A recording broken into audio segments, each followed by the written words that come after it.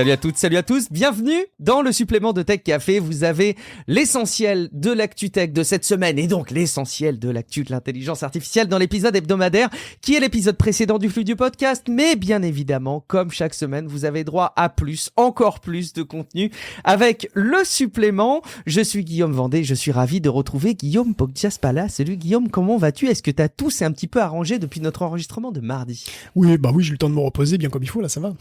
Ah, je suis rassuré. Ça me fait de la peine de sentir que tu es aussi embêté par ta gorge, mais on est à fond derrière toi, Guillaume. Et quand je dis on, c'est qu'en plus, on a fait revenir quelqu'un qui nous accompagnait pour cet enregistrement mardi. C'est Steph. Salut Steph, comment vas-tu? Salut, oh bonjour.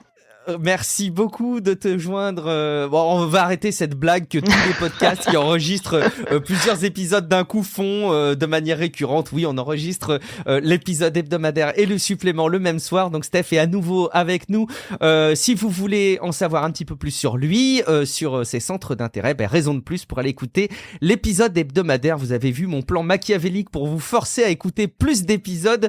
Bat son plein.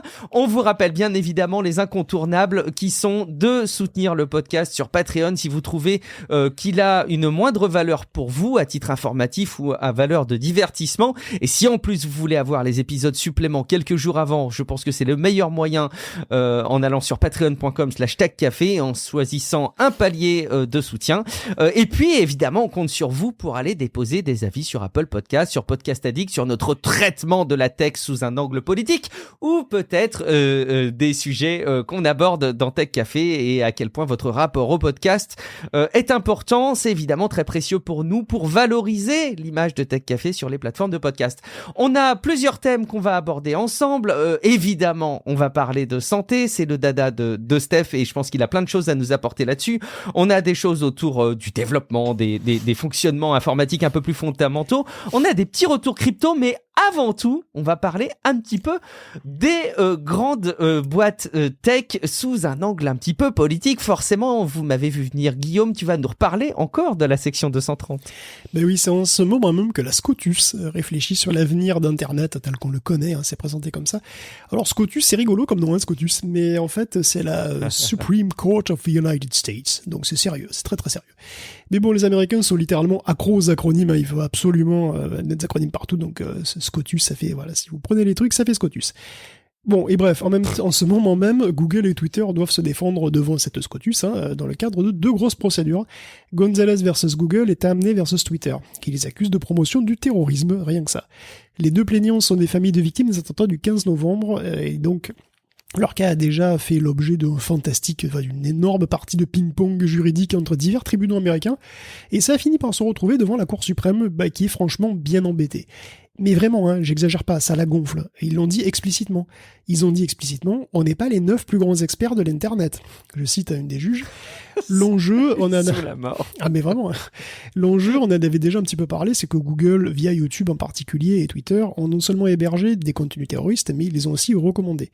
Parce qu'ils ont des algorithmes qui décident de la visibilité de chacun, ils doivent avoir une responsabilité éditoriale et rendre des comptes quand ça part en cacahuète. Ça, c'est l'argument des plaignants, et celui des accusés, bien sûr, c'est hop, perché, section 230, totem d'immunité. Bon, l'enjeu réel, c'est donc de savoir si cette section 230 doit être réformée ou pas, ce qui est pas le boulot de la Cour suprême, mais celui du Congrès, en fait. Autre chose d'ailleurs que les suprêmes, décidément pas très inspirés par le cas, ont aussi d'ailleurs dit explicitement.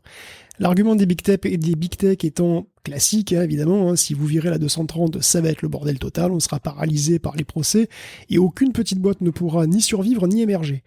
Google et Twitter viennent de plaider, en quelque sorte, leur défense, et ce qu'on peut résumer, c'est que Twitter est assez nul à se défendre. À plusieurs moments, il n'a pas été très convaincant, et les juges lui ont tendu des perches pour s'en sortir, qu'il n'a pas vraiment saisi. Qu'est-ce que ça évoque ? Ça évoque que la Cour suprême, finalement, elle est quand même, contrairement à ce qu'on aurait pu craindre, totalement consciente des enjeux qu'elle a entre les mains, et qu'elle n'a pas envie de faire une bourde qui pourrait avoir des répercussions économiques très importantes. Globalement, elle essaye d'avoir une attitude légaliste extrêmement technique, voire clinique, la plus clinique possible. Et on a un peu l'impression qu'elle aimerait finalement que Google et Twitter gagnent juste pour se débarrasser du dossier, parce qu'elle considère que c'est à peine son boulot, ce genre de sujet. Et pragmatiquement, d'ailleurs, de toute façon, c'est ce qui pourrait se passer, puisque si rien n'est décidé par la SCOTUS, de toute façon, le Congrès, il est chaud pour changer la 230 depuis des années. Évidemment, il faut qu'ils arrivent un jour à se mettre d'accord. Mais ça pourrait arriver pour de vrai, donc à ce moment-là. Donc, il est probable que de toute façon, on n'aura pas de conclusion avant le mois de juin. Et donc, il semble que la 230 puisse tenir bon. Tout est possible, surtout si Twitter continue de se vautrer comme ça. Mais pour l'instant, bon, pas de quoi s'inquiéter outre mesure. Je me demande toujours par quoi on pourrait remplacer la 230, mais j'imagine qu'il y a plein d'idées et plein de paquets législatifs possibles. Et toutes les possibilités de l'amender, d'émettre des exceptions, etc., etc. C'est où là. Rien de simple, mais on en reparlera. On parle un peu de Google, Guillaume. Oui, Google est un petit peu attaqué de partout en ce moment, enfin bon, comme un peu tout le temps, donc en plus de la SCOTUS, Google est sous le coup de plusieurs attaques antitrust sur sa position dominante sur la pub en ligne, donc il a au moins 9 procès en cours là-dessus, rien qu'aux États-Unis. Et le Department of Justice, il est pas très content parce qu'il découvre que Google ne conserve pas tous les messages sur ses chats internes. Bon, la messagerie pro chez Google se remettra à zéro toutes les 24 heures.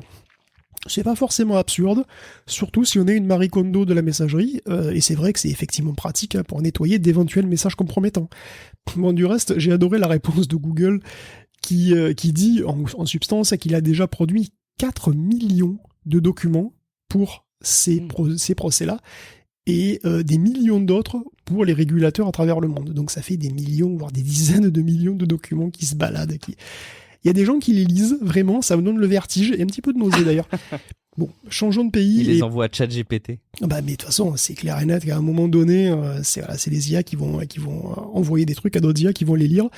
Bon, en tout cas, changeons un peu de sujet et surtout de pays avec Google, toujours, mais qui a été condamné en Inde à autoriser des systèmes de paiement alternatifs sur le Play Store. Donc il doit aussi se permettre, il doit permettre de choisir le moteur de recherche et quelles apps seraient incluses d'office sur les téléphones Android du pays.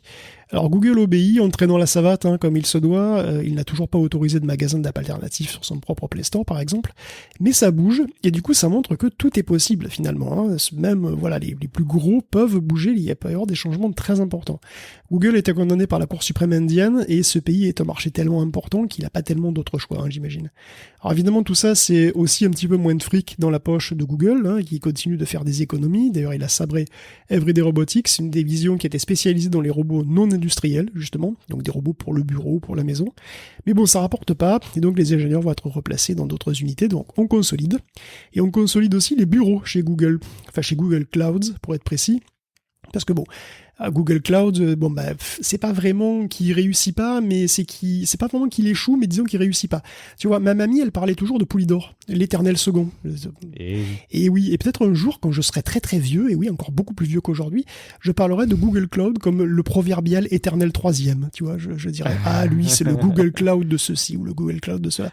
Le Poulidor du nuage. C'est presque ça. Et oui, parce que malgré ses efforts, il est quand même toujours derrière AWS et Azure, donc Google Cloud ne rapporte apparemment pas assez pour que les ingénieurs aient un bureau chacun à eux. Donc ils vont devoir partager les bureaux, et ils vont plus avoir de station de travail personnelle non plus, ils vont repasser au client léger avec un bureau à distance Cloud Top. Donc moins sympa d'ailleurs pour se faire une petite partie de League of Legends pendant les pauses, sans doute, c'est fort dommage. Donc on espère que tout ça va s'améliorer avec l'afflux massif, sans doute, de nouveaux abonnés YouTube Premium qui vont probablement se jeter sur la nouvelle qualité HD 1080 qui va faire son apparition bientôt. Alors il n'y a aucun changement de résolution, ce sera toujours du 1080, mais apparemment il y aura un changement de débit assez important qui passe de 8 à 13 mégabits par seconde pour les abonnés premium. Donc ça va faire une belle différence probablement, parce qu'évidemment plus le débit est important, au moins la vidéo est compressée et au moins l'image aura d'artefacts, des gros carrés dégueulasses. Donc le Enhanced Bitrate va-t-il faire la différence ? Tu vois, est-ce que c'est un signe avant-coureur d'une 4K payante ou d'une 4K de qualité payante ? Je sais pas. J'ai deux questions. Est-ce qu'on voit vraiment la différence avec cette différence de qualité ? Ok. Et la deuxième chose, c'est est-ce que les contenus qui sont actuellement mis à disposition sont compatibles avec ce nouveau débit ? Oui, ou alors ils vont l'être très rapidement, parce que c'est un très... Oui, mais ça, c'est pas très très difficile en fait. Non, je pense que ça va aller. Ok. Ça va aller. C'est comme la 4K, ceux qu'ils ont exploré de rendre la 4K payante. C'est extrêmement impopulaire, mais malgré tout, c'est pourtant très logique en réalité, parce que ça leur coûte quand même très cher en termes de bande passante, en termes de stockage et en termes de calcul, hein, pour tous les transcodages. Ça leur coûte quand même très cher la 4K, et finalement la rendre payante à travers YouTube Premium, moi je trouvais ça très logique, mais il y a eu une espèce d'énorme levée de bouclier. Je sais que c'est totalement impopulaire de dire ça, mais bon, ça paraît effectivement... bon. Bon, moi, de toute façon, je fais partie des pigeons qui payent YouTube Premium parce que je ne supporte plus du tout d'avoir de la pub sur des contenus que je regarde. Bon 1080. Waouh! On sera deux à roucouler, hein, parce que je paye aussi et je suis fier de le faire pour le coup. Hein, J'allais te poser la question. C'est vrai que moi, les approches par la pub sont devenues tellement invivables, tellement insupportables, Ouais, c'est vrai, terrible. que bon. Après, est-ce que il y aurait pas la possibilité que YouTube nous propose quand même un abonnement à poil moins cher, et la partie familiale qui est vite beaucoup plus rentable que la partie c'est ça. individuelle, Moi, ouais. c'est ce que j'aime, moi. J'ai la partie Ah bah familiale ouais. avec le YouTube Music du coup, et franchement, ça reste franchement rentable. Hein. Alors après, moi, la difficulté que j'ai, c'est que j'ai le sentiment déjà de passer trop de temps sur YouTube, et quelque part, il y a cet inconscient qui vise à me dire, mais en plus tu payes, tu vas pas quand même moins consommer YouTube, enfin. Ouais, mais la question c'est de savoir, est-ce que au final, une fois que t'enlèves toute la pub de YouTube, tu passes pas moins de temps, tu vois? Peut-être, ouais, c'est possible effectivement. Ouais, non, mais c'est une très bonne analyse effectivement. Et bon, j'ai aussi le souci de me dire que j'essaye de regarder des contenus intelligents. J'ai bien dit j'essaye, mais est-ce que tu passes trop de temps sur YouTube? Mais tu sais que je viens de changer l'ordre des sujets subrepticement pour. J'ai même pas fait gaffe. Oui, en plus. J'étais tellement plongé dans notre échange. Tu vas continuer à nous parler des plateformes payantes de contenu. Avec Netflix, mais oui, parce que. C'est beau. Oui, parce qu'en fait. Cet ajustement du conducteur. Il y a un petit changement chez Netflix. Bon, Netflix veut déjà plus de sous. Ça, forcément, Netflix veut plus de sous. Et pour ça, il va baisser ses tarifs. Et oui. Alors, pas pour vous, malheureusement, pas en France ni aux États-Unis, mais plutôt dans les pays à plus faible revenu et où sa pénétration n'est pas encore très importante. Donc les baisses pourraient être quand même assez fortes, jusqu'à 50%, dans l'espoir d'attirer des masses de nouveaux abonnés dans des territoires comme le Moyen-Orient, l'Afrique, l'Asie, peut-être en Europe de l'Est, donc la liste des pays n'est pas précisée. Netflix a encore de la marge au niveau mondial, et ça c'est aussi illustré par les chiffres américains du temps passé respectivement devant la télé, devant la vidéo en ligne. Et donc tu te demandes, tu vois, Guillaume, est-ce que tu passes trop de temps devant YouTube? La réponse est oui, mais on veut savoir à quel point maintenant. Donc apparemment, 2022 a été le point de bascule où les Américains passeront plus de temps devant la vidéo sur Internet que devant la télé. Donc autour de 3 heures quotidiennement pour chacun. La tendance semble inexorable en 2023 et en 2024, la vidéo en ligne continuera de gagner du terrain, et on note finalement que le temps total passé à regarder des vidéos a aussi un peu augmenté depuis 2019. Il est passé de 5h24 à 5h54. Donc ça veut dire que quand même, les Américains passent 6 heures quotidiennement à regarder des vidéos. Je trouve que c'est quand même pas mal. C'est une moyenne. Voilà, donc tu regardes peut-être trop de vidéos YouTube, mais t'as peut-être encore de la marge, je sais pas. En fait, je suis très étonné que la bascule n'ait lieu que maintenant, parce que j'ai vraiment pas l'impression que la consommation de télé traditionnelle soit quelque chose qui reste massif, et encore moins dans les foyers américains, mais comme quoi on peut relativiser du coup. C'est dommage que Salto soit décédé, parce que c'est le sens de l'histoire apparemment. Oui, effectivement. Il me semble avoir lu aussi une chose similaire pour Apple TV+, non? Ils avaient prévu justement de baisser les tarifs éventuellement avec une offre publicitaire, non? Oui, alors, mais d'ailleurs Netflix aussi fait ce genre d'offre. Il sponsorise par la pub pour essayer d'avoir un ticket d'entrée plus faible et attirer plus de gens, oui, tout à fait. Ah, il me semble qu'Apple TV+, c'est pas encore dispo. Non, je crois pas. Et dans le cas de Netflix, non seulement c'est dispo, mais je crois savoir que ça a un certain succès, notamment en France. Peut-être pas partout dans le monde, mais les chiffres étaient plutôt bons en France. Tu distribues les bons points, j'ai l'impression, Guillaume, avec en particulier Slack déjà. Oui, en particulier avec Slack, mais parce que évidemment, comme j'ai changé l'ordre, maintenant je suis perdu. Ah bah oui, moi j'essaie de suivre, forcément. Et oui, bien sûr. Non, mais alors oui, donc là, c'est Slack, c'est surtout la section BTS. Voilà, la section des bourgs de Twitter de la semaine. Donc il faudra un jingle. Pas compris, très bien. Ah oui, il faudra un jingle. Donc cette semaine, effectivement, le Slack de Twitter ne marche plus. Alors ok, dit comme ça, on dirait que c'est un petit peu anodin. On dirait qu'on n'a pas trop des masses de news intéressantes cette semaine. Nous autres, Tech Café, qu'on fait avec ce qu'on a. En fait, c'est pas si anodin. On sait pas pourquoi. Déjà, pourquoi ça marche plus, Slack, et on sait pas non plus si c'est définitif, mais ça l'est sans doute, parce que bon, Slack, il faut le payer. C'est pas un truc qui dépend beaucoup des ingénieurs, quand même, c'est un service que tu payes, voilà. Mais donc, justement, il faut le payer, et Twitter le paye plus, parce que Twitter paye plus rien. Donc, bon, voilà, déjà. Part son loyer. C'est un gros souci, puis, donc, c'est aussi possible qu'ils veuillent passer au système utilisé chez Tesla, qui est pas Slack, c'est un truc interne. Mais quelque part, la chute de Slack à Twitter, c'était une sorte de goutte d'eau pour plein d'employés qui ont carrément arrêté de bosser et sont partis en balade. Mais il y a pire que ça. En fait, sur Slack, il y avait un historique des discussions. Vraiment, c'est pas un reset tous les 24 heures. Et donc, dans cet historique des questions-réponses, il y avait des questions-réponses avec des gens qui ne sont plus là. Parce qu'il y a beaucoup de gens qui sont partis quand même. Hein. Donc, il y a beaucoup de questions et de réponses qui étaient conservées. Et donc, des connaissances de gens qui sont partis qui étaient conservées dans le Slack. Et donc, même si tu savais pas un truc, tu pouvais à la limite demander à Slack, en quelque sorte. Et là, on ne peut plus. Donc, c'est un ensemble de connaissances utiles qui servaient un peu de béquille aux employés qui restent et qui viennent de disparaître et qui pourraient ne pas revenir. Donc, c'est pas la joie. Et en attendant, Elon continue de virer des gens, même alors qu'il avait promis de ne pas le faire. Hein. Après le plan de licenciement massif, il avait dit, bon, c'est fini, c'est juré.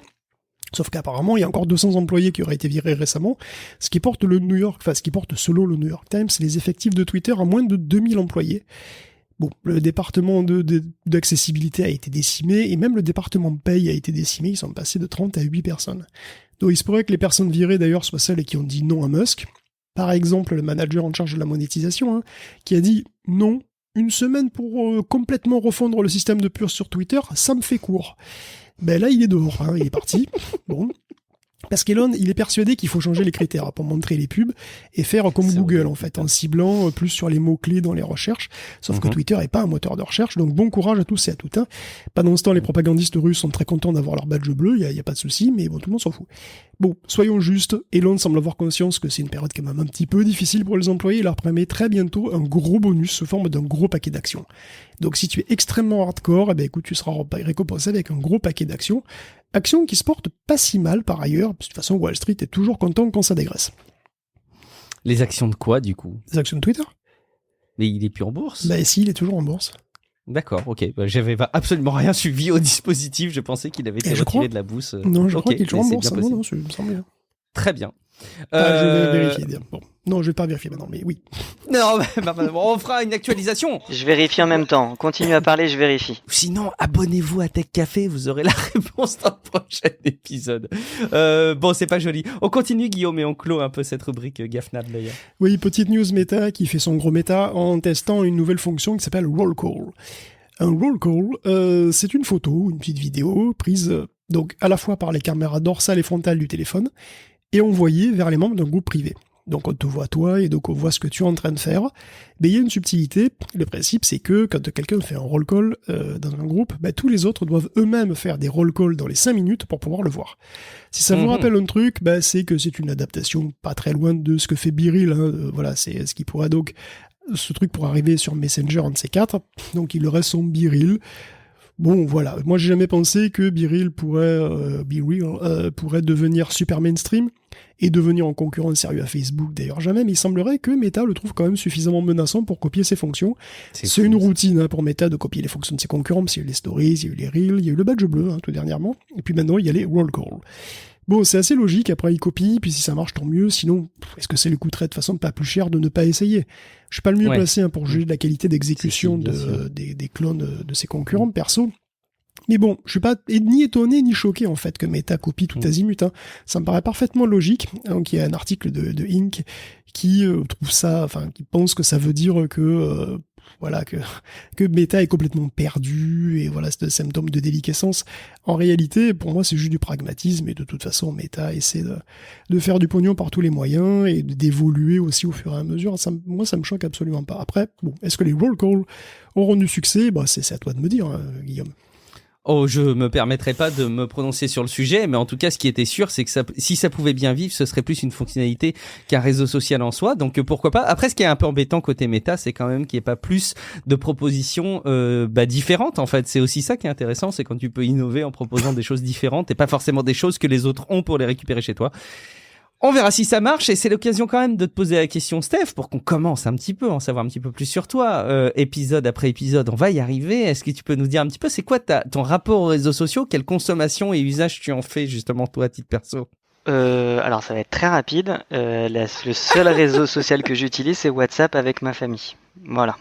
Ok, donc tu es Guillaume Poggiaspalaesque, pas sur les mêmes apps, mais sur les mêmes approches. Très voilà. Bien. Et Discord, on peut te retrouver. Et Discord, exactement, ouais. Excellent, merci beaucoup Guillaume. On continue un petit peu avec des sujets qu'on avait oubliés, Guillaume. Moi, c'est quoi au fait? On va parler des NFT. C'est quoi, Guillaume? Je me rappelle plus bien. Ouais, bon, on fait un petit tunnel crypto, effectivement. On va commencer avec SBF, Sam Bankman-Fried, l'ex-patron de l'ex-bourse FTX, qui est accusé aussi de conspiration. Alors, rien à voir avec les reptiliens, puisque je suis sûr que SBF leur a fait des donations aussi, il n'y a pas de problème. C'est plutôt qu'il aurait eu recours à des hommes de paille pour pouvoir donner plus d'argent à des partis politiques que la limite légale ne lui autorise. Donc il avait même un groupe Signal dédié, où il indiquait à ses employés de donner tel montant à telle personne.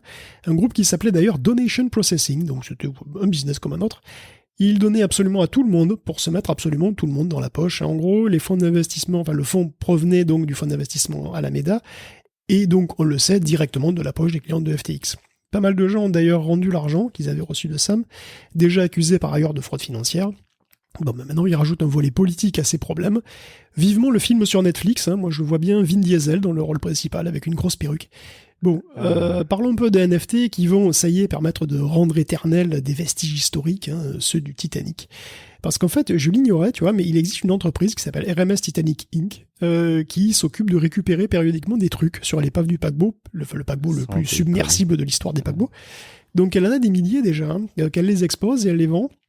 Elle a même eu une grosse expo dans un casino, le Luxor. Donc c'est un peu glauque, oui, parce que quand même le Titanic c'est aussi 1500 cadavres, faut pas l'oublier. Et ben RMS machin veut mettre toute cette belle glauquitude sur la blockchain en mintant 5500 NFT associés à des objets divers récupérés sur la carcasse. Et c'est pas fini parce que la boîte a gagné contre l'UNESCO qui interdisait à quiconque de découper des morceaux de l'épave. Donc apparemment le télégraphe Marconi du Titanic peut donc être découpé et récupéré, avec sans doute plein d'autres morceaux, et ça fera aussi sûrement plein de super NFT. Bon, je pensais pas qu'un jour dans ma vie je parlerais simultanément de NFT et de l'épave du Titanic, comme quoi tu vois tout est possible, il faut croire en ses rêves, c'est ça qui est beau. Mais bon, un peu plus sérieusement à propos des NFT, Spotify continue d'explorer leur usage en testant la possibilité de débloquer des playlists spéciales avec des jetons. Concrètement, donc, tu lies un wallet, comme MetaMask par exemple, et il permettra de vérifier donc que le NFT, que tu possèdes le NFT, ça débloquera dans l'appli des playlists exclusives. Alors bon, utiliser des NFT comme titre de propriété, c'est un usage potentiel vieux comme les NFT. Là, honnêtement, même si c'est un pas dans cette direction, il semblerait, il parle uniquement de playlists et pas de musique exclusive. Alors, soit j'ai mal compris, soit l'intérêt de la fonction est soudainement beaucoup moins important, parce que débloquer la playlist Kingship avec le NFT Kingship, ok, mais c'est gratuit un NFT? Non, je pense pas, ça n'existe pas les NFT gratuits. Donc maintenant on a des playlists payantes, c'est ça l'innovation, donc on a des playlists payantes. Détail amusant, c'est dispo que dans certains pays. Donc voilà, c'est blockchain, c'est décentralisé, c'est universel, mais c'est qu'aux États-Unis. Bon, c'est assez cocasse. Donc je comprends mal l'intérêt, comme je comprends mal l'intérêt de payer 1,6 million de dollars pour le NFT de Dookie Dash. Dookie Dash, ce fameux jeu là, avec le singe dans le tuyau.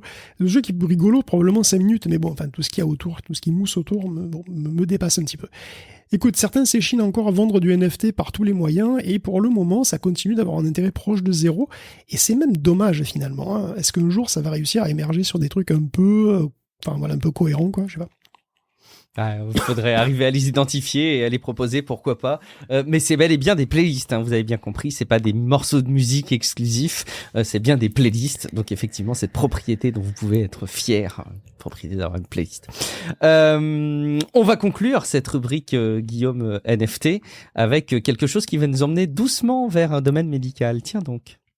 Oui, je disais dans l'hebdo, on est officiellement dans le monde cyberpunk. En l'occurrence, on parlait des d'IA qui écrivent des romans, bon déjà c'était pas mal, mais là ça n'a rien à voir avec les IA, mais enfin jugez plutôt. Bon, sur un blog Web3, il y avait une pub qui encourageait à se procurer un NFT pour s'inscrire à des tests cliniques de thérapie génique à Prospera. Prospera qui est une crypto-ville dans une zone du Honduras qui est gérée par des entités privées. Est-ce que c'est pas cyberpunk as fuck? Je veux dire, on a tout, on a des NFT pour s'identifier, des thérapies géniques expérimentales, des méga corpos qui gèrent une zone entière à la place du gouvernement. Parce que Prospera, ça se situe dans une enclave libertarienne où les business créent leur propre micronation, où le Bitcoin est une monnaie légale. Parmi les investisseurs, on a donc Peter Thiel, on a Mark Anderson et un groupe international de libertariens. Donc, et encore, je vous ai pas dit que la boîte qui organise tout ça, c'est Mini Circle, qui a une philosophie de biohacker. Qu'est-ce qui est plus cyberpunk que ça, biohacker, franchement. Et c'est pour demain, enfin c'est pour bientôt. Parce que bon, si la plupart des gros labos font de la recherche sur la thérapie, voilà, contre des grosses maladies ou des maladies rares, Minicircle, lui, veut créer des remèdes à des maladies que tout le monde a, y compris le vieillissement, voilà, qui apparemment on considère comme une maladie. Le CEO de Minicircle s'appelle Machiavelli Davis, le mec s'appelle Machiavel, c'est véridique. Ça s'invente pas, je veux dire, c'est magnifique. Et il est explicite sur le fait qu'il cherche à atteindre l'immortalité, hein, qu'on a déjà d'ailleurs quelques clés pour y arriver, mais que si on se débarrasse pas des boulets réglementaires, on n'est pas prêt de l'atteindre. Et donc c'est pour ça que Minicircle, il est à Prospera. Bon, c'est aussi parce que c'est moins cher, mais enfin bon, je veux dire, si vraiment il avait un traitement crédible contre le vieillissement, je pense qu'il n'aurait pas de mal à lever des fonds. Mais bon, donc Prospera est aussi plus cool en la matière, je veux dire, officiellement la ville a une charte bien sûr et tout ça, mais enfin elle est très business friendly. Et Machiavel, il est pas là-bas par hasard, c'est un radical, voilà Machiavel, puisqu'il vient de chez Ascendance Biomedical, où c'est une tradition de s'injecter soi-même ces traitements expérimentaux apparemment. Donc Davis rêve d'un futur où on pourrait se faire des thérapies géniques à la maison, et le fait que Peter Thiel, par exemple, ait déjà largement dépensé sa fortune dans des recherches des traitements anti-vieillissement n'est pas un hasard non plus. Il a investi dans Minicircle, comme Sam Altman, qui est le CEO d'OpenAI. Tout est connecté. Donc dans le détail, je sais pas à quel point ce que fait Minicircle est crédible, hein. Apparemment ils sont les champions de la folistatine, qui est une sorte et aussi d'une forme de thérapie génique réversible qui n'utilise pas de virus. Bon, apparemment, ils veulent dans ce cas empêcher l'inhibition de la croissance musculaire. Voilà, donc ça a l'air de marcher sur des rats. Hein. Donc ils ont des gros rats clémus, tu vois, avec voilà des gros os. Ils ont moins de gras aussi, donc ils sont en meilleure santé. Et puis ils vivent plus vieux aussi. Donc on est content pour eux, on est content pour les rats. Hein, et puis bon, on va savoir peut-être que ça marcherait sur les humains aussi, je sais pas. Alors. C'est même pour le savoir d'ailleurs hein, que des pauvres gars vont se prendre un NFT, l'avion et des piqûres dans le fion pour passer quelques semaines à Prospera avec ce traitement. Le tableau qui se dessine globalement, c'est quand même celui de milliardaires qui financent des expériences limites dans des zones franches pour trouver un traitement contre le vieillissement. Ça, si c'est pas cyberpunk à fond, quoi, c'est incroyable. Je veux dire, on est dans cyberpunk 2023, quoi. C'est presque aussi palpitant, mais j'espère qu'il y aura un petit peu moins de fusillade. On pourrait demander à des algorithmes d'intelligence artificielle générative de nous donner les ingrédients pour un bon cocktail de roman cyberpunk. Et je pense qu'ils pourraient nous donner des éléments assez proches de ceci. Ils seraient tout à fait crédibles. Justement, on va aborder une rubrique santé. Alors, je vais être transparent avec nos auditeurs. D'une part, j'ai tendance quand même à faire une veille hebdomadaire autour de la tech. Et puis, je recoupe un petit peu sur le conducteur de Guillaume. Donc, c'est assez pratique pour moi parce que je recoupe des sujets que j'ai vu passer, qui sont approfondis, où je redécouvre des choses. Donc, c'est chouette. Manque de temps, j'ai absolument pas pu préparer le supplément de cette semaine, donc je découvre vraiment les sujets au fur et à mesure. Et en plus, j'ai une difficulté supplémentaire pour cet épisode parce que je sais que Steph est intervenu aussi de par sa maîtrise du domaine de la santé. Alors, messieurs, vous allez pouvoir me dérouler une jolie chronique autour justement de la santé. Je crois que c'est toi, Guillaume, qui commence par prendre la parole avec le big data pour les tests cliniques. Oui, le domaine de la santé, c'est pas celui des IA, donc le temps qui peut s'écouler entre la mise au point d'un médoc et sa disponibilité en pharmacie, ça peut être 15 ans. 15 ans, c'est une éternité. Je veux dire, dans le domaine de la tech, c'est monstrueux. Bon, peut-être qu'à Prospera, c'est moins, peut-être que c'est 15 jours, je sais pas. Mais bon, voilà, la question se pose quand même, pourquoi c'est si long? Est-ce qu'on pourrait pas accélérer quand même un peu le processus? Alors déjà, faut pas faire que critiquer la longueur des process, hein, parce que c'est aussi parce que les labos sont ultra prudents, que ça prend autant de temps, ils ont des montagnes de données analysées minutieusement, il y a l'assurance qualité de tous les côtés pour vérifier que tout se fait dans les clous conforme aux normes, et c'est bien, en fait, hein, c'est pas parfait. Mais bon, dans l'immense majorité des cas, les médocs font ce qu'ils doivent faire avec les effets secondaires auxquels on s'attend de voir, dans les proportions qu'on s'attend de voir, etc. Tout est sous contrôle et merci pour ça, parce que j'apprécie vraiment qu'on mette pas ma santé ou ma vie en danger en voulant aller trop vite, et ça c'est pas mal. C'est pas mal aussi. Voilà, donc d'après le boss qualité chez Roche, le processus a pas trop changé depuis 25 ans, et ça fait quand même un petit moment, et le nombre d'essais cliniques a augmenté, et le processus du coup complet devient de plus en plus lourd. Et donc il affirme que le big data pourrait utiliser des algos sophistiqués de data mining et d'IA pour accélérer les processus. Donc sur le modèle qui se fait dans d'autres secteurs, comme en finance, il dit. Et là, j'ai peur, parce que la finance, c'est quand même pas le dernier secteur à faire des grosses conneries. Bon, c'est peut-être un mauvais exemple. Plus de tech, quand même, pourrait aider dans les audits des sites où on fait les tests. Il y a des milliers, apparemment, de sites chez Roche, par exemple. En permanence, il y a des milliers de tests cliniques qui sont en cours dans le monde entier. Et donc, les auditeurs, pas vous, les auditeurs qui font des audits, se baladent en permanence et pondent des milliers de pages de rapports et de formulaires, donc il serait fort agréable d'automatiser au moins une partie de l'analyse. Et d'autre part, le Covid, en plus, a obligé à faire des audits à distance. Et en fait, aussi, du coup, rendu compte que c'était possible, tout simplement. Et donc, ce serait évidemment plus rapide, moins cher et plus écologique, hein, donc on y est peut-être de généraliser un petit peu ça. Et puis, il y a aussi les problèmes de planning, parce qu'il y a des milliers de tests qui doivent être faits, c'est complexe, et en plus, il y a régulièrement des inspections des autorités compétentes pour vérifier que tout se passe bien. Donc, parfois, il y a un problème qui est découvert, mais après les tests et avant la mise sur le marché, donc ça oblige à tout reprendre à zéro. Donc, mieux organiser les plannings, ça économiserait pas mal de temps, et ça peut clairement s'optimiser avec des logiciels, ces trucs-là. Hein. Donc, il y a des labos comme Pfizer, Sanofi, Roche et 10 autres qui ont mis en place le groupe Impala pour étudier cette affaire et chercher des solutions. Alors, Impala, c'est pour Intercompany Quality Analytics. Et bon, je sais, ça fait IQA. Ça fait IQA, normalement. Donc, j'ai pas compris. Mais en fait, il faut prendre le I de Inter, le MP de Company, le AL de Quality et le A de Analytics. C'est Jean-Michel acronyme, il prend ce qui l'arrange, quoi. Ça, c'est clairement la médaille d'or de l'acronyme le plus capillotracté de l'année. Félicitations à Scotus, c'est battu à plat de couture. Vraiment, c'est bravo les gars, c'est chapeau.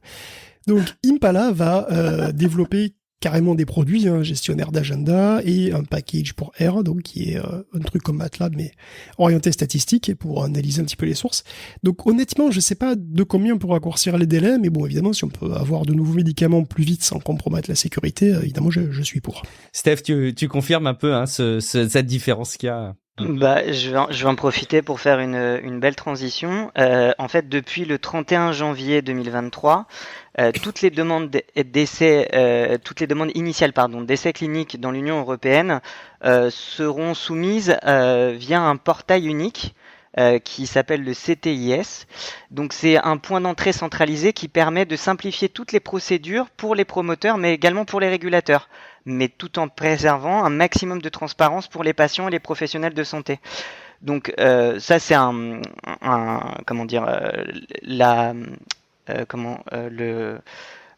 communiqué de presse qui a été établi par l'agence européenne du médicament, mais c'est extrêmement intéressant parce que je me rends compte que si on facilite beaucoup le déploiement des essais cliniques et qu'en plus on utilise le big data pour ça, il y a quand même des chances de penser que on va quand même accélérer fortement la recherche au moins en Europe, quoi. Et peut-être, je sais pas, essayer de mieux centraliser l'intelligence liée à ces tests. Est-ce que il y a plus de facilité de recouper, j'imagine, quand tu centralises tout ça via une seule et même interface, du coup. Ouais.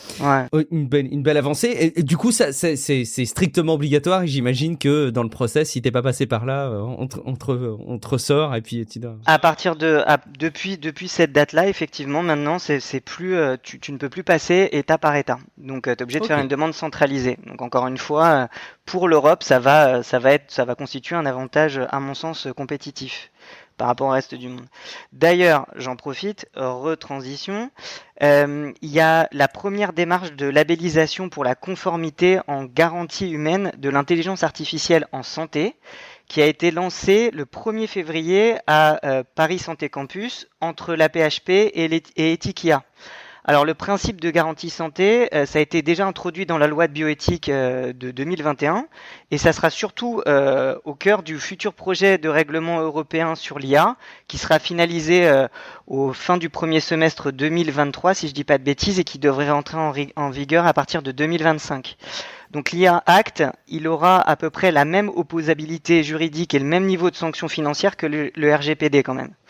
Donc le principe de garantie humaine, ça assure en fait le développement éthique des intelligences artificielles en santé en établissant des points de supervision humaine tout au long de leur évolution. En particulier, il y a 11 écosystèmes pilotes de garantie humaine qui ont été construits dans des domaines très variés tels que la pharmacovigilance jusqu'à la santé bucco-dentaire.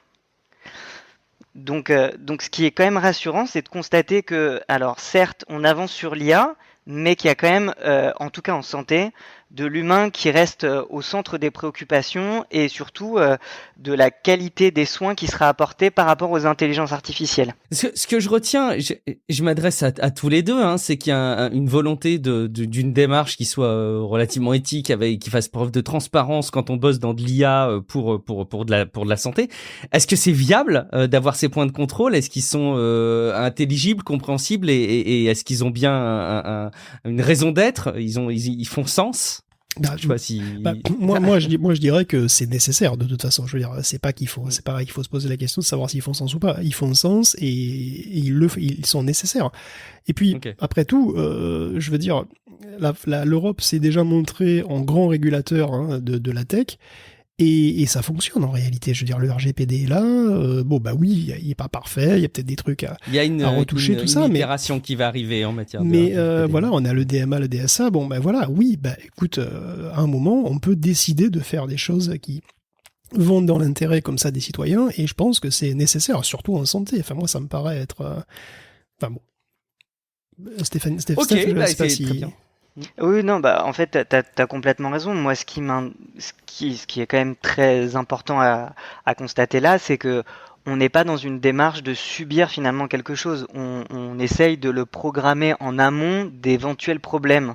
Et je trouve que pour une fois qu'on est un peu pionnier sur la question, tu parlais du RGPD tout à l'heure aussi, les Américains nous l'envient, quoi. Donc là, j'imagine que si sur l'IA Act, on est aussi précurseur et pionnier à se poser justement des questions autour de l'éthique et de la santé en intelligence artificielle, ça pourrait être super intéressant de voir en fait les évolutions qui vont découler de tout ça. Alors évidemment, il y aura des loups, comme toujours, mais au moins qu'on se soit projeté par anticipation sur d'éventuels problèmes et qu'on laisse vraiment l'humain au centre de toutes les préoccupations. Pour moi, c'est quand même le signe qu'on va dans le bon sens. Ma question est évidemment probablement assez naïve. Au-delà, par exemple, d'un set de données qui sert à entraîner une intelligence artificielle, quel point de contrôle on peut raisonnablement mettre en place et qui permettrait de garantir une forme de transparence? C'est plus à ce niveau-là que je me pose la question, mais je me rends peut-être pas compte de ce que ça revêt derrière. Mais très bien à contrôler et à suivre dans l'intention, c'est chouette. Et du coup, on va parler aussi un petit peu d'un nouveau rachat d'Amazon. Décidément, ils ont sorti encore une fois de plus le carnet de chèques. Oui, écoute, Amazon se lance sérieusement dans le secteur médical avec l'acquisition pour presque 4 milliards de dollars quand même de One Medical. Alors One Medical, c'est une boîte qui date de 2007 et qui offre en fait une sorte de pack complet, quoi. Offre de soins en présentiel, distanciel, prise de rendez-vous, accès au dossier médical, et puis elle fait du B2B et du B2C. Donc elle aura 8000 entreprises, enfin elle a déjà 8000 entreprises parmi ses clients. Et Amazon n'est pas à son coup d'essai puisqu'il avait déjà racheté une boîte de télémédecine qui s'appelait Health Navigator et qui lui a permis donc de lancer Amazon Care. Et il a aussi lancé sa pharmacie en ligne puisqu'il a fait l'acquisition de PillPack. Et puis il a aussi des projets il y a aussi des investissements dans les objets connectés, puis il propose déjà Amazon Halo. Le Halo, c'est, je sais pas si vous avez, je sais pas exactement, je crois que ça se vend en France aussi, mais bon, j'ai jamais vraiment vu, mais c'est un bracelet. Rien à voir avec le jeu vidéo. Non, rien à voir avec le jeu vidéo Halo, c'est un bracelet un petit peu bizarre, sans écran, qui suit les mouvements, le sommeil, mais aussi la voix. Apparemment, ça enregistre ta voix. Il y a même une appli qui permet de faire ce qu'ils appellent le scan 3D du corps avec l'appareil photo pour suivre la masse graisseuse et la santé générale. Un truc assez atypique qui n'est pas de l'aveu même d'Amazon, un dispositif médical. C'est plus un truc bien-être. Mais bon, avec One Medical, évidemment, ils vont pouvoir surbooster probablement Amazon Care. Donc, il va renforcer pas mal son positionnement sur la santé. Tout ça n'existera, sans doute pas en France, ni même en Europe avant un bon moment. Je pense qu'il y a beaucoup trop de garde-fous de régulation avec lesquels ça coince. Déjà, il est impensable d'acheter des médocs, évidemment, sur Amazon ici. Mais bon, Amazon propose aussi une infrastructure cloud au service de santé, puisqu'il y a un truc qui s'appelle Health Lake, apparemment. Et donc, peut-être que s'il peut pas s'attaquer directement au marché, il pourra toujours essayer d'être l'infrastructure de ce marché, donc à voir. Alors, moi, ce que ça m'évoque là, quand même, alors évidemment, j'avais vu passer la news, bien évidemment, mais pour moi, la santé et l'accessibilité aux soins, on le constate bien là ces derniers temps en particulier en France, c'est quand même un enjeu majeur et on constate que c'est également un enjeu majeur dans le monde.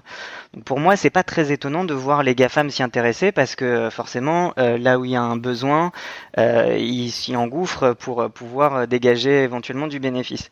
Par contre, moi, ça questionne surtout sur la souveraineté de l'État, sur des points aussi fondamentaux que l'accès aux soins en fait, ou le rôle des acteurs privés sur ces questions.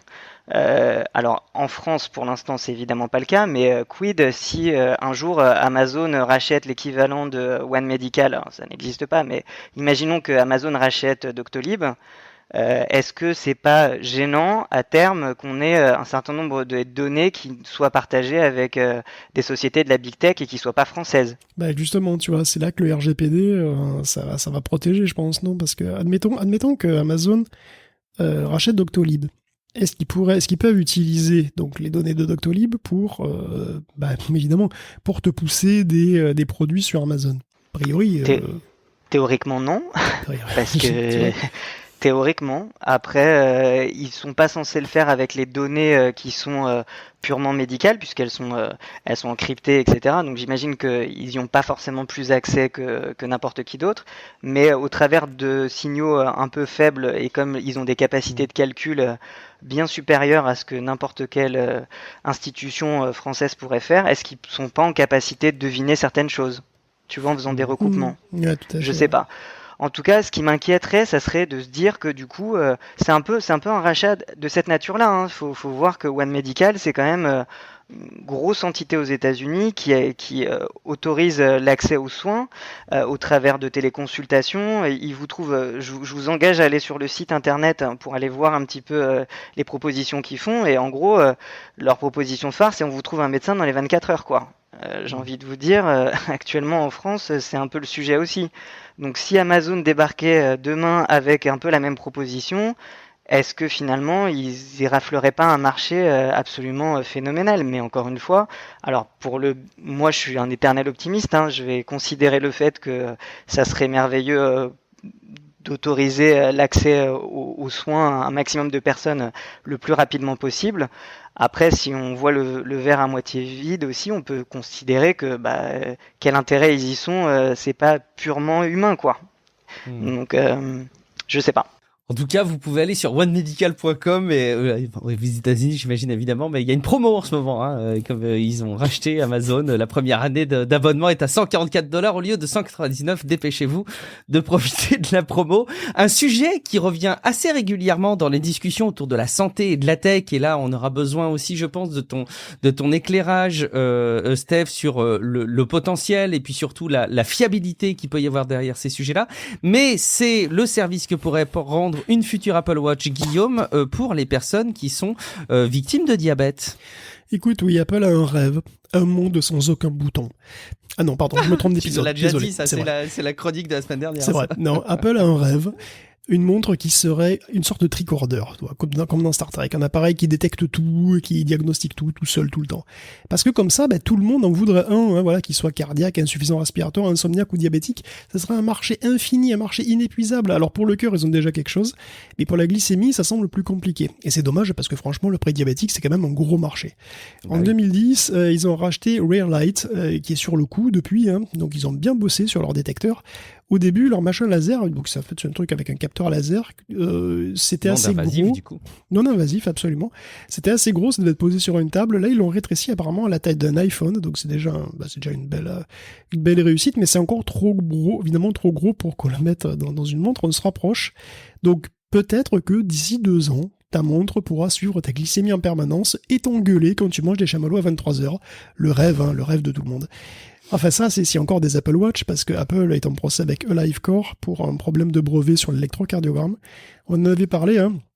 Apple risque une interdiction d'importation de ces montres qui sont fabriquées en Chine et qui donc disparaîtraient de fait du monde entier, sauf la Chine. Un gros risque, et apparemment Joe Biden, à qui on a demandé son avis, a dit « C'est quoi une Apple Watch ?» Et on en a déduit qu'il mettra pas de veto, et donc voilà, une interdiction. Donc je déconne, mais effectivement, la procédure suit son cours et l'épée de Damoclès est toujours au-dessus du poignet d'Apple.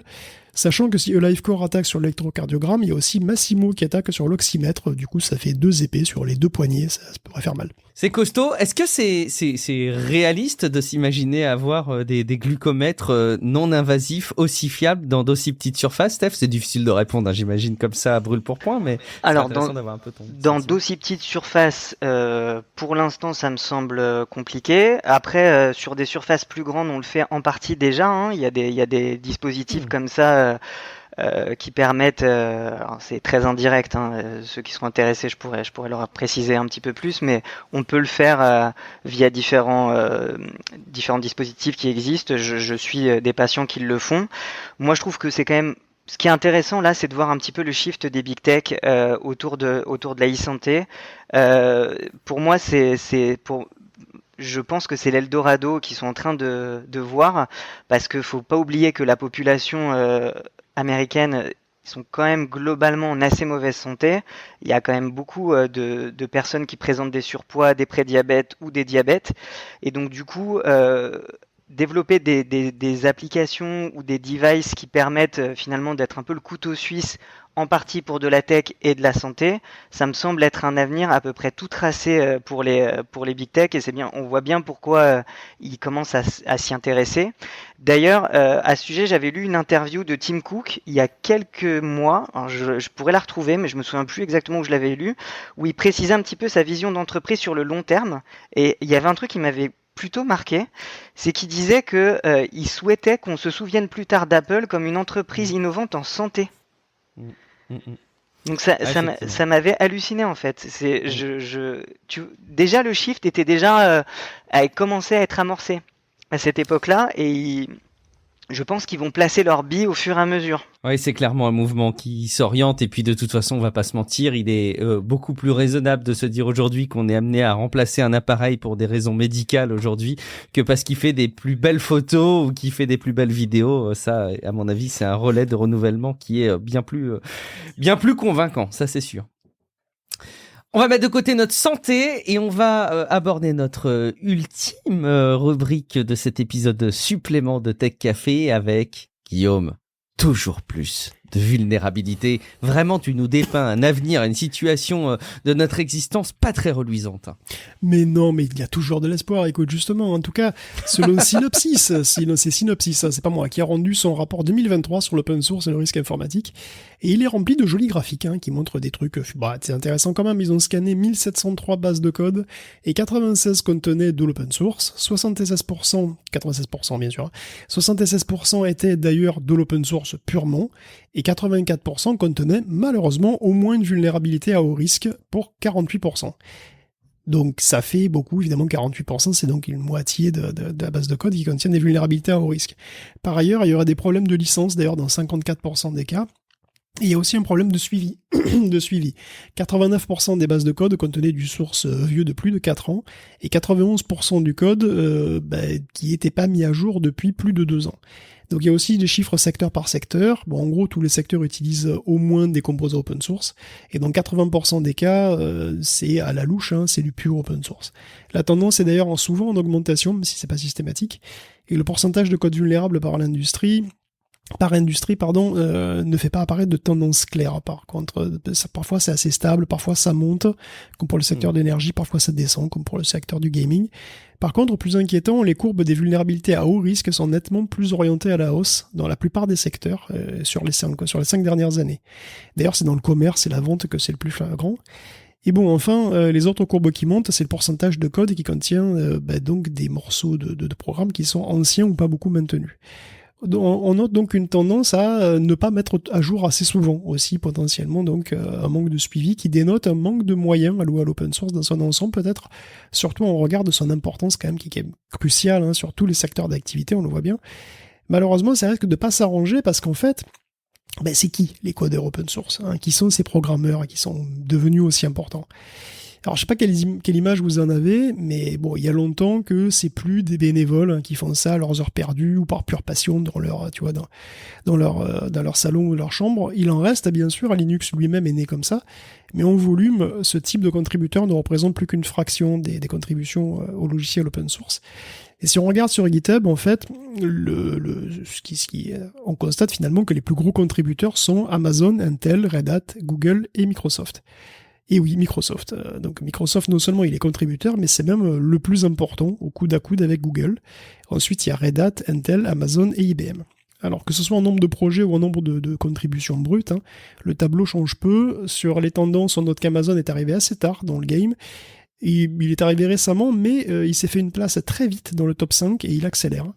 Donc les codeurs de l'open source sont majoritairement des employés de grosses boîtes qui sont payés pour ça, et d'ailleurs c'est très bien, ils méritent évidemment d'être payés pour ce travail, c'est rien de le dire.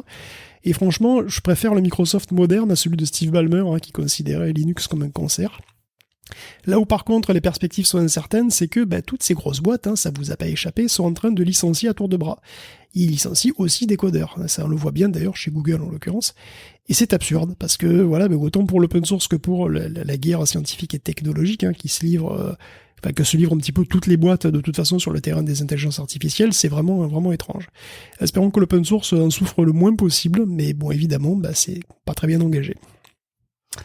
Je reviens sur le rapport de Synopsys là en conclusion, une recommandation trust but verify. Donc c'est en gros faites confiance mais vérifiez, qui est évidemment un proverbe russe qui a été notamment repris par Ronald Reagan dans le cadre de la démilitarisation, de la dénucléarisation de la Russie. Ça peut nous prêter presque à sourire, toute proportion gardée. On continue avec cette rubrique avec un angle très développement parce que Steph, si je dis pas de bêtises, tu es allé passer à une convention autour de Python, justement. Ça a l'air d'être un peu ton bébé, Oui, parce que du coup, en sciences de données, en data science, quand même Python et en langage d'IA, c'est quand même ce qui est largement utilisé. J'ai profité tout simplement d'un congrès médical sur place, c'était à Bordeaux, pour me rendre une journée à la PyCon, PyCon FR du coup. Alors, il y avait deux petites choses que je voulais un petit peu relayer parce que je pense que c'est important. La première, c'est que on constate que Rust est en train de faire son trou. Alors Rust, c'est un langage de bas niveau. D'aucuns diront un peu le successeur digne ou pas, je ne sais pas, mais de C. Et du coup, il est utilisé de plus en plus dans certains packages, donc dans certains modules qui sont utilisés par Python. Et on constate des améliorations très très significatives en termes de performance et de mémoire notamment. Donc ça c'était le premier point parce que Rust c'est un peu la vedette en ce moment, c'est utilisé en plus dans le kernel Linux et je crois que ça a fait une apparition il n'y a pas très longtemps. Donc voilà, donc ça c'était le premier point. Le deuxième, là pour le coup qui me semble vraiment pertinent d'évoquer, et peut-être je vais passer juste 2 minutes pour expliquer un petit peu plus de quoi il s'agit, c'est WebAssembly. Alors je sais pas, Guillaume, t'en avais parlé lors de précédentes émissions ou pas du tout? De WebAssembly? En tout cas pas récemment, donc vas-y. Oui. Pas récemment, d'accord, ok. Bon, alors WebAssembly, ce qu'il faut savoir, c'est que c'est souvent abrégé en WASM. C'est une nouvelle norme du web qui date de 2019. Donc très grossièrement, c'est une façon d'utiliser du code non JavaScript directement dans le navigateur en le compilant, ce qui lui permet finalement d'avoir des performances quasi natives. Donc, à noter que ce n'est absolument pas un langage de programmation, c'est ce qu'on appelle un bytecode. Donc, c'est un format intermédiaire qui est une cible de compilation pour d'autres langages. Donc en gros, ce qu'on fait, c'est qu'on crée un code source dans n'importe quel langage, en C, en C++, en Rust. On utilise une chaîne d'outils. Donc ça c'est pour les intimes, c'est une toolchain basée sur LLVM. Et ça va permettre de le compiler dans un fichier. Et ce fichier, on va le charger dans une page web comme n'importe quel module JS, JavaScript. Donc exemple concret, parce que là, on a l'impression que c'est du chinois, mais vous allez voir, de façon très concrète, ce que ça permet de faire, c'est que ça permet de faire littéralement tourner des jeux Unity dans le navigateur. Ça permet également de faire tourner, alors je le mettrai dans les notes de l'émission, littéralement le premier Diablo dans le navigateur, performance native.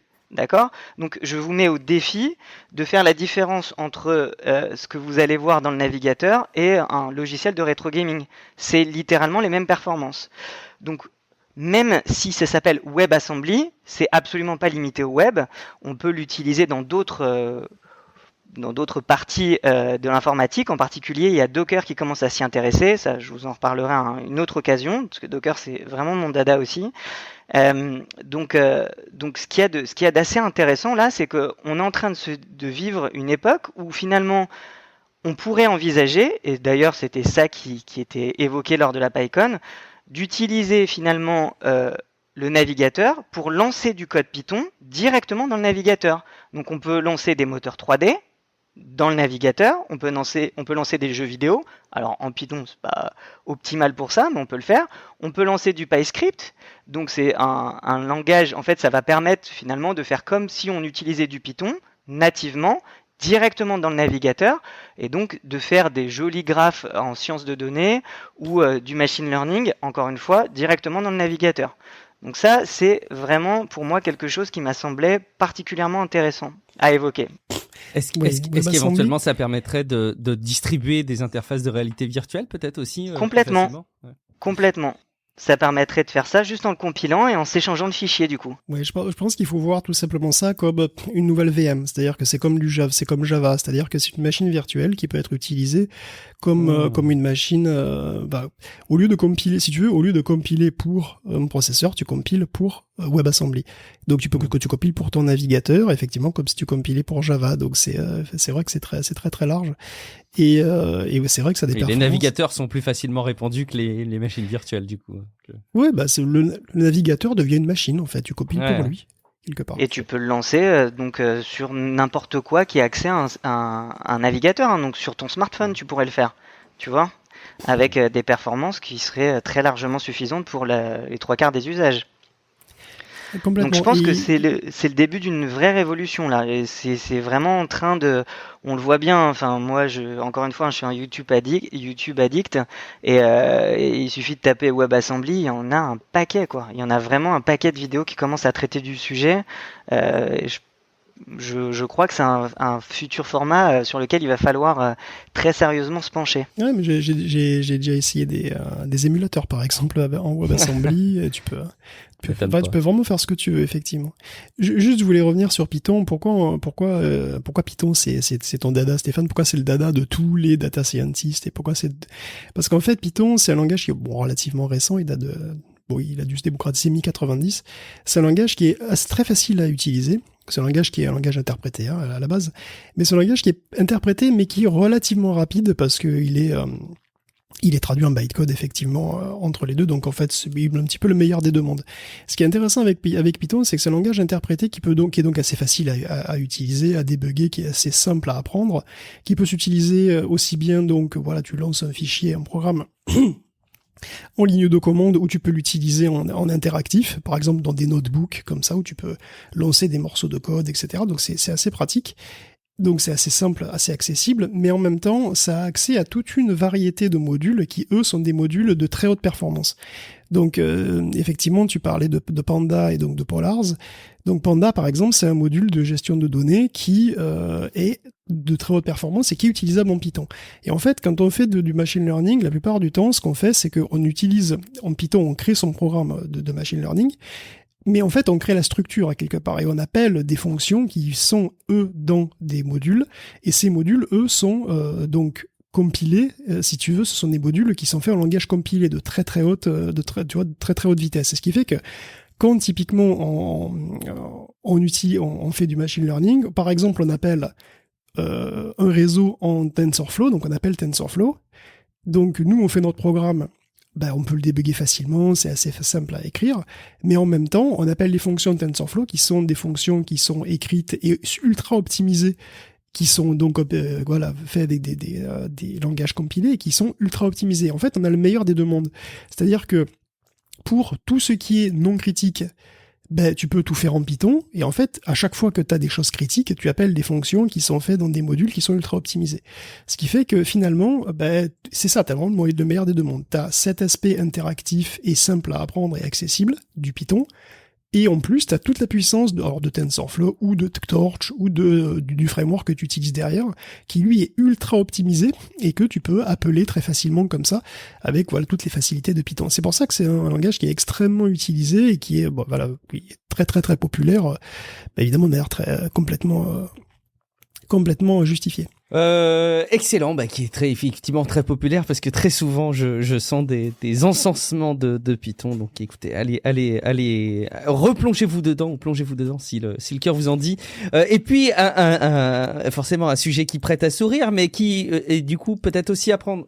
Pourquoi j'ai la musique qui se lance là en arrière-plan? Qu'est-ce qui se passe? Ah, je sais pourquoi, pardon. Hop là. Excusez-moi, j'avais le générique qui s'était lancé, mais je sais pourquoi. Un autre sujet qui peut prêter à sourire, mais qui prête à faire surtout réfléchir, c'est un article que tu voulais nous partager, Steph, autour de, comment dire, la qualité de rédaction du code, non pas en tant que langage, mais de la manière dont on peut le commenter même. C'est ça. Alors, je l'ai noté sur le conducteur en mettant l'information indispensable en mettant un entre parenthèses parce que je suis pas sûr que ce soit franchement indispensable, mais par contre c'est tellement vrai. Alors c'est un étudiant en thèse informatique donc qui s'est récemment intéressé à l'impact des jurons sur la qualité du code qui était produit par les développeurs et qui en font usage notamment dans les commentaires. Donc dans le cadre de son étude, il a parcouru et analysé presque 3800 codes sources qui contenaient des jurons en anglais et plus de 7600 codes sources qui n'en contenaient pas, et c'était sur GitHub. Ensuite, il a quantifié la conformité de ces deux ensembles aux normes de codage en C. Donc c'était que sur du code C, hein. Donc on constate de façon assez spectaculaire que les codes qui contenaient des jurons présentent une qualité de code qui était significativement meilleure que ceux qui n'en contenaient pas, selon d'ailleurs plusieurs tests statistiques. Donc l'utilisation des jurons, ça pourrait constituer pour du coup l'étudiant, un indicateur de créativité et d'implication émotionnelle profonde du programmeur avec le code et ses complexités inhérentes. Je cite. Par ailleurs, jurer pourrait également réduire le stress et améliorer la concentration et donc la qualité du code. Ok. Je vous passe sur les noms d'oiseaux. Après, si ça vous intéresse, vous me direz si ça vous intéresse. Je pourrais vous donner ceux qui sont ressortis en priorité. Alors évidemment il y a des critiques de l'étude, et en particulier l'utilisation d'injures peut aussi être le signe d'une attitude négative ou de colère, et donc la qualité du code n'a pas de lien direct avec les jurons et que les expressions permettent juste au programmeur finalement d'évacuer son stress ou d'exprimer un sentiment quelconque vis-à-vis de son travail. Donc en outre, on constate aussi que l'étude n'a analysé que des codes sources ouverts qui étaient écrits en C, de sorte que les autres résultats ne peuvent être généralisés à d'autres langages de programmation. Donc, quiconque a déjà programmé en C saura de quoi je parle. On a beaucoup plus tendance à jurer en C effectivement qu'en Python. Voilà, donc je pose une question innocente. À quand les injures dans le code produit par ChatGPT ? Ah. Oh, non, ça ne doit pas être le cas puisque j'imagine qu'il évite de nous rapporter des jurons, mais peut-être qu'au contraire, il faudrait lui demander explicitement à pondre du code en rajoutant. Ouais, mais c'est même très important, tu sais. C'est parce que les IA, les modèles de langage, quand elles lisent le code, elles lisent aussi les commentaires. Et c'est justement, c'est ça qui les aide à savoir ce que ça fait. C'est comme ça qu'elles sont capables. Ouais, mais est-ce qu'il va les restituer, tu vois? Alors, est-ce qu'il va restituer les commentaires ? Je pense qu'il restitue des commentaires, aussi. Oui, mais alors, il va restituer des commentaires, oui, mais est-ce qu'il va restituer les commentaires avec les jurons ? Mais j'espère. Bon, on testera, on va tester. Testez en écoutant ce passage de l'épisode supplément de Tech Café, et puis vous nous mettrez dans les commentaires sur techcafé.fr. Vous pouvez même vous rendre sur Discord pour nous faire part un petit peu de vos investigations sur le sujet. Il y a une rubrique dev sur le Discord qui sera évidemment tout à propos, je pense. Merci beaucoup à tous les deux pour avoir préparé cet épisode et pour avoir participé à l'enregistrement de cette émission. C'était un vrai plaisir, Steph, de passer cette semaine Tech Café en ta compagnie. Est-ce que tu peux en profiter pour nous rappeler où on peut te retrouver si on veut échanger avec toi? Alors oui, avec plaisir. Donc déjà, merci beaucoup pour l'invitation. J'espère que j'ai pas dit trop de bêtises et que je crois pas. Moins que ça moi. va. Ça, Ça va. je suis disponible voilà, pour échanger s'il y a besoin de compléments d'informations. Donc en particulier sur le Discord de Tech Café, où vous pouvez me retrouver à la mention de Steph500. Merci beaucoup pour ton temps et pour tes regards et tes expertises. Guillaume, est-ce que tu peux aussi simplement peut-être nous rappeler où est-ce qu'on peut te retrouver et si on peut te retrouver sur Internet? Moi, je pense qu'on peut me retrouver dans ma cuisine en train de manger des chamallows pendant que je peux encore. À 22h, À c'est ça. 23 heures, À 23h, effectivement. En écoutant t'as une du affinité Cranberry, du coup. On est bien d'accord. C'est logique. Ouais. Mais non, mais tu sais que j'allais écouter, effectivement, à l'époque, hein, bien sûr. Bah évidemment. Alors, bien sûr, c'est important. Tu aimes le chamallow, vraiment? Ou c'est... Non?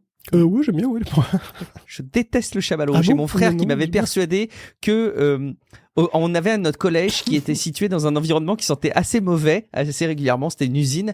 Et il m'avait persuadé, quand j'étais vraiment tout jeune, que si ça sentait mauvais, c'était parce que c'était une usine qui fabriquait des chamallows à base de rats crevés récupérés sur les bords de route. Et petit, j'y ai beaucoup cru. J'étais très naïf et j'y ai beaucoup cru. Donc voilà, depuis, je n'aime pas les chamallows. Sachez-le.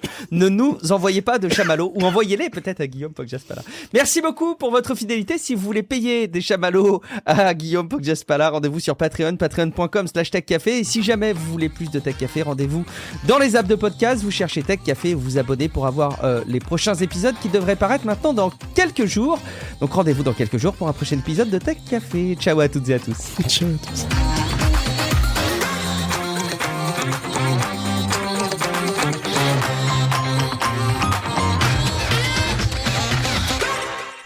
On va faire l'opération chamallow, maintenant. Le chamalloton. Pas pour moi du coup. Hein. Bah non.